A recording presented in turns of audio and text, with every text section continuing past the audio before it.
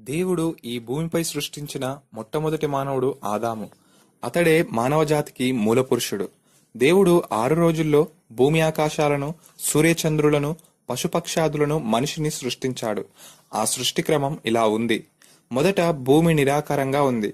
అగాధ జలములపై దట్టమైన చీకటి కమ్మి ఉంది. దేవుని ఆత్మ ఆ జలములపై అల్లాడుతూ ఉంది. దేవుడు వెలుగు కమ్మని ఆజ్ఞేయగానే వెలుగు కలిగింది. ఆయన మొదటి రోజు వెలుగును చీకటిని వేరుపరిచి వెలుగునకు పగలని చీకటికి రాత్రి అని పేరు పెట్టాడు. రెండవ రోజు దేవుడు అగాధ జలములను 2 భాగములుగా చేశాడు.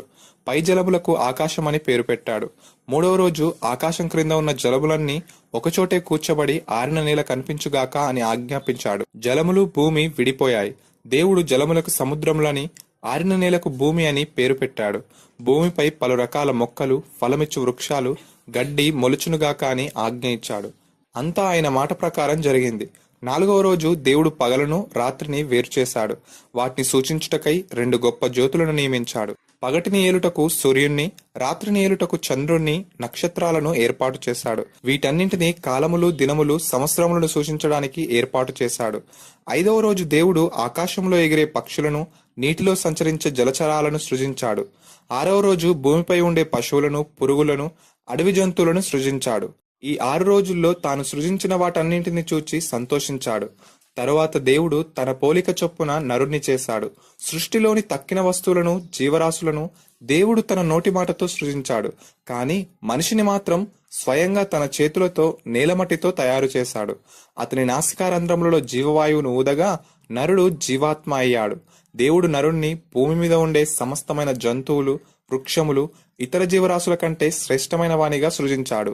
అతనికి భూమిపై ఉండే పక్షులు, జంతువులు, ఇతర జీవరాశులు, పండ్లు, ధాన్యములు ఆహారంగా ఉండునుగా కాని ఆజ్ఞాపించాడు. దేవుడు 7వ రోజు విశ్రాంతి తీసుకున్నాడు. ఆయన 7వ రోజును పరిశుద్ధపరిచి ఆశీర్వదించాడు. దేవుడు సృజించిన మొట్టమొదటి నరుని పేరు ఆదాము. దేవుడు ఆదామును ఏదెను తోటలో ఉంచాడు. ఆదామునకు కష్టపడి వ్యవసాయం చేయవలసిన అవసరం లేదు. ఆవిరి భూమిలో నుండి పైకి వచ్చి నేలను తడుపుతూ ఉండేది.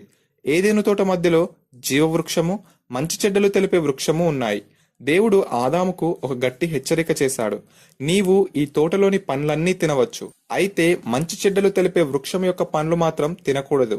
అవి తింటే తప్పకుండా చచ్చిపోతావు. ఆదాముకు ఆకలి, దప్పిక, బాధ, చింత, సిగ్గు, బిడియం అనేవి ఏవీ లేవు. ప్రతిరోజు ఒక స్నేహితునితో మాట్లాడినట్లు దేవునితో మాట్లాడుతూ కాలం గడుపుతున్నాడు. ఏదెను తోటలో తడపడానికి దేవుడు 4 నదులను ప్రవహింపజేశాడు. వాటి పేర్లు పీషోను, గీహోను, హిద్దెకెలు, ఫరాతు. ఆదాము భూమిపై ఉన్న ప్రతి జంతువుకు, పక్షికి, కీటకానికి పేర్లు పెట్టాడు. ఆదాము పెట్టిన పేర్లే వాటికి స్థిరపడిపోయాయి. కొంతకాలం గడిచిపోయింది.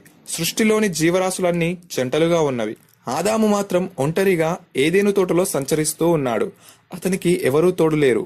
ఈ లోటును దేవుడు గమనించాడు. ఆయన ఒకరోజు ఆదాముకు గాఢనిద్ర కలగజేసి అతని పక్కటెముకను తీసి దాని నుండి ఒక స్త్రీని తయారు చేశాడు. ఆమెను ఆదాము దగ్గరికి తీసుకుని వచ్చాడు. ఆ స్త్రీని చూసి ఆదాము చాలా సంతోషించాడు. నా ఎముకలలో ఒక ఎముక, నా మాంసములో మాంసం, ఇది నరునిలో నుండి తీయబడింది గనుక నారి అని పిలువబడుతుంది అన్నాడు. ఆదాము తన భార్యను చాలా ప్రేమగా చూసుకుంటున్నాడు. ఇద్దరూ ఏదెను తోటలో దిగంబరులుగా సంచరిస్తూ ఆ తోటలోని పండ్లు తింటూ కాలం గడుపుతున్నారు. వారికి సిగ్గంటే ఏమిటో తెలియదు. వారు పరిశుద్ధులై దేవునికి ఇష్టులై ఉన్నారు. దేవుడు సృజించిన భూజంతువులలో సర్పం చాలా యుక్తి గలది. అది ఒక రోజు స్త్రీ దగ్గరికి వచ్చి ఆమెతో మాట్లాడుతూ, ఈ తోటలోని పండ్లు చాలా బాగున్నాయి. మీరు ఈ పండ్లన్నీ తినవచ్చునా? ఏ చెట్టు పండ్లైనా తినకూడదని దేవుడు మీతో చెప్పాడా అని అడిగాడు. స్త్రీ సర్పంతో ఇలా అంది, దేవుడు మాకు పూర్తి స్వేచ్ఛ ఇచ్చాడు. ఈ తోటలోని పండ్లన్నీ తినవచ్చని చెప్పాడు. అయితే తోట మధ్యలో ఉన్న మంచి చెడ్డలు తెలిపే చెట్టు పండ్లు మాత్రం తినవద్దని చెప్పాడు. అవి తింటే చచ్చిపోతామని చెప్పాడు. స్త్రీ మాటలు విన్న సర్పం నవ్వింది. అంతా అబద్ధం. దేవుడు చెప్పిన మాటలు నమ్మకండి. ఆ చెట్టు పండ్లు తింటే మీరు చావనే చావరు. మీకు తెలివి వచ్చి మంచి చెడ్డలు తెలుసుకుంటారు. మీరు దేవతలలో సమానులవుతారు. అందుకే దేవుడు మీతో ఆ పండ్లు తినవద్దని చెప్పాడు అంది. స్త్రీ సర్పం మాటలు నమ్మింది. ఆ చెట్టు పండ్లు చూడటానికి చాలా అందంగా, తినడానికి చాలా రుచిగా ఉన్నాయి గనుక ఆ స్త్రీ తాను కొన్ని పండ్లు తిని తన భర్త అయిన ఆదాముకు కొన్ని ఇచ్చింది. అది తినిన వెంటనే వాళ్ళు దిగంబరంగా ఉన్నామని గ్రహించారు. అంజూరపు ఆకులు కుట్టి తమ నడుములకు చుట్టుకున్నారు. సాయంకాలం అయింది.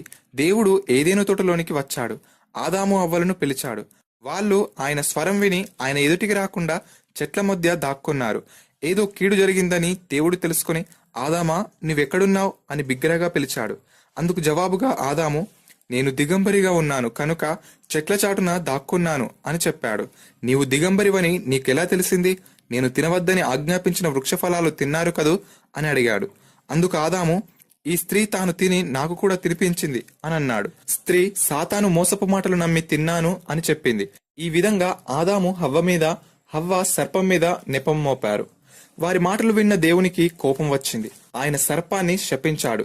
ఈ చెడ్డ పని చేసినందువల్ల నీవు భూమి మీద ఉన్న జంతువులన్నింటిలో శపింపబడిన దానివయ్యావు.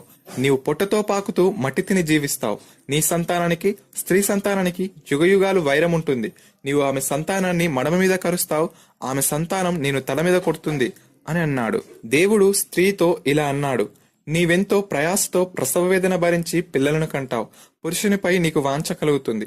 దేవుడు ఆదాముతో ఇలా అన్నాడు, నీవు నా ఆజ్ఞను అతిక్రమించావు, చేరాని పాపం చేశావు. నీ మూలంగా ఈ భూమి శపించబడింది. నీవెంతో కష్టపడి చెమట కార్చి ఆహారం పండించుకొని తింటావు. నీవు నేలమట్టి నుండి తీయబడ్డావు గనక నేలమట్టిలో కలిసిపోతావు. ఆదాము తన భార్యకు హవ్వ అని పేరు పెట్టాడు. దేవుడు ఆదాము అవ్వలను ఏదెను తోట నుండి బయటికి పంపివేశాడు.